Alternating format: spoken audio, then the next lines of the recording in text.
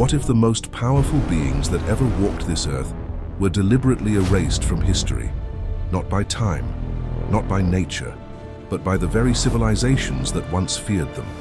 Across the ancient world, from the deserts of Mesopotamia to the peaks of the Andes, from the valleys of Canaan to the mountains of ancient India, there are texts, stone tablets, sacred scrolls, and crumbling manuscripts.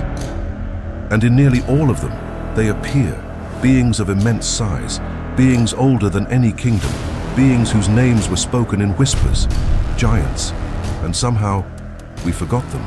Welcome to Mythic Origins.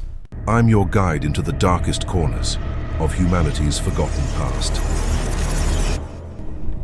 Today we're going to examine something that most historians treat as myth and most believers treat as pure fact. The truth, as always, lives somewhere in between. Giants appear in the written records of ancient cultures across every continent, the Bible, the Epic of Gilgamesh, Hindu Vedic scriptures, Norse mythology, Greek texts, Native American oral traditions encoded in early manuscripts. These aren't just folk stories passed around campfires. These are records written by scribes, priests and scholars of their time. So who were these beings? Are they symbolic? Are they memory? Or is there something more unsettling buried beneath the stone? Let's begin where civilization itself began. In the Book of Genesis, in one of the oldest surviving written passages in the Hebrew tradition, there is a verse that has haunted scholars for millennia. There were giants in the earth in those days, and also after that, when the sons of God came in unto the daughters of men, and they bare children to them. Genesis 6:4. The Hebrew word used here is Nephilim. It does not clearly translate to giant in every interpretation. Some scholars render it as the fallen ones, others say those who cause others to fall. But what all interpretations agree on, these were not ordinary human beings. The Book of Enoch, a text considered sacred by early Jewish and Ethiopian, Christian communities and likely written between the 3rd and 1st centuries BCE, goes far deeper. It describes the Nephilim as the offspring of divine or angelic beings, called the Watchers, who descended to earth and took human wives. Their children, according to this ancient text, were not just large, they were voracious, destructive. They consumed everything humans produced, and when that wasn't enough, according to Enoch, they began consuming the humans themselves. This is described not as metaphor. It is written with the weight of warning. Is it literal? That remains one of the most debated questions in biblical scholarship. But the Nephilim do not only appear in Hebrew tradition, and that's where this story becomes something far more difficult to dismiss. In ancient Canaan, the land that would become modern-day Israel, Palestine and Lebanon, there existed a people described in multiple ancient sources as the Rephaim. The word itself likely meant the dead ones or shades of the underworld in some Semitic contexts. But in texts like Deuteronomy and Numbers, they are described as a living race of immense physical stature. The Bible specifically names one of the last of them, Og, king of Bashan. According to Deuteronomy 3:11, his bed, his iron bed, was over 13 feet long and 6 feet wide. Now, scholars debate whether this is literal measurement or symbolic exaggeration, a way of expressing power and dominance. But the repetition across so many different documents is striking, and the Rephaim appear in texts as a race, not a single anomaly. Now cross the Tigris and Euphrates rivers. Enter ancient Sumer, the cradle of written civilization.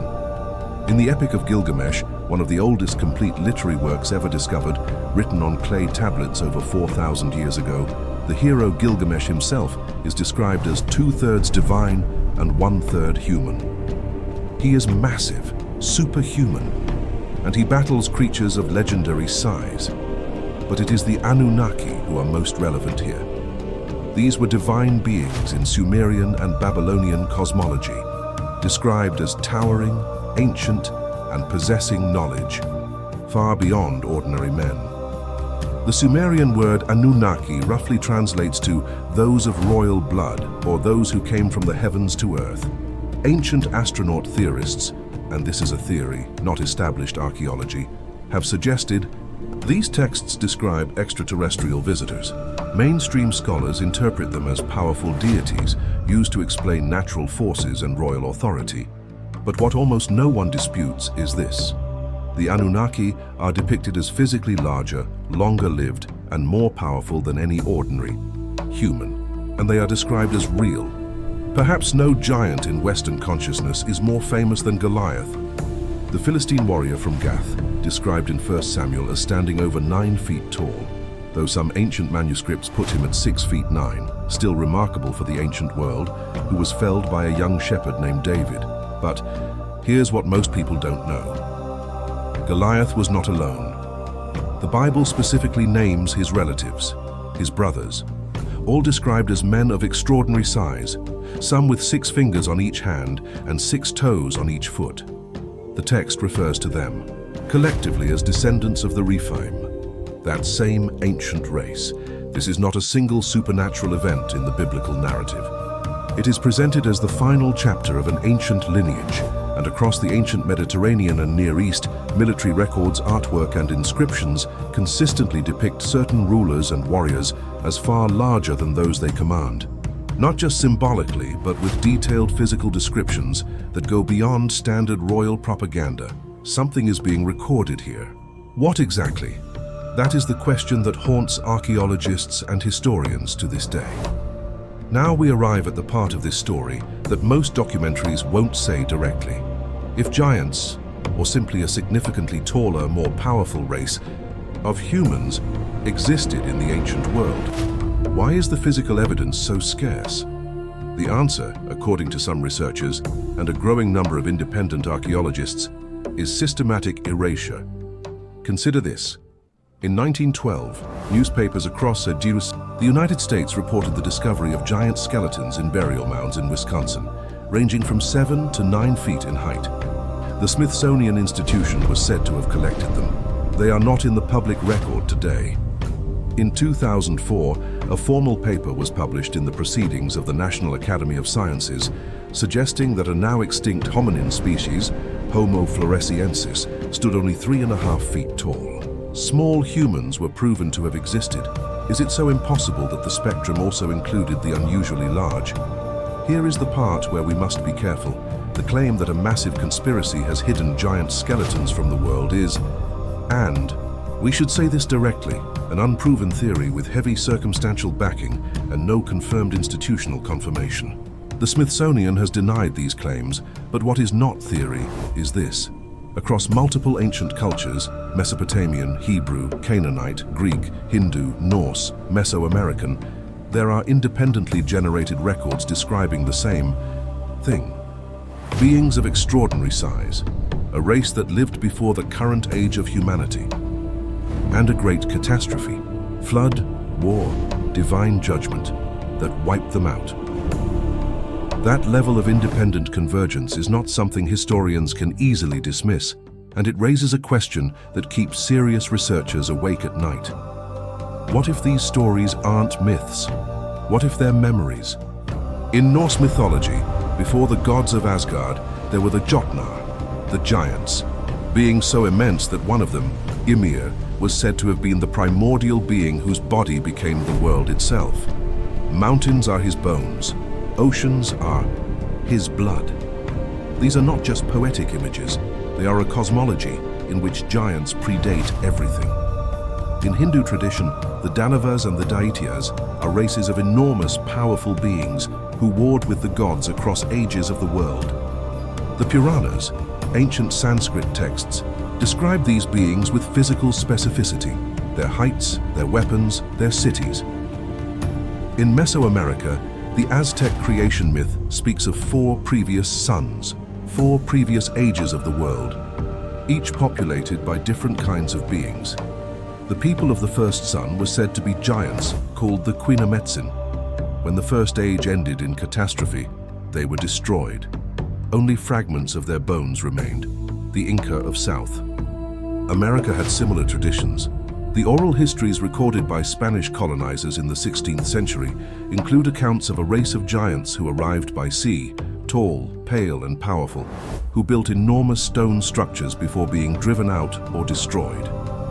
And then there is this, the megalithic structures themselves.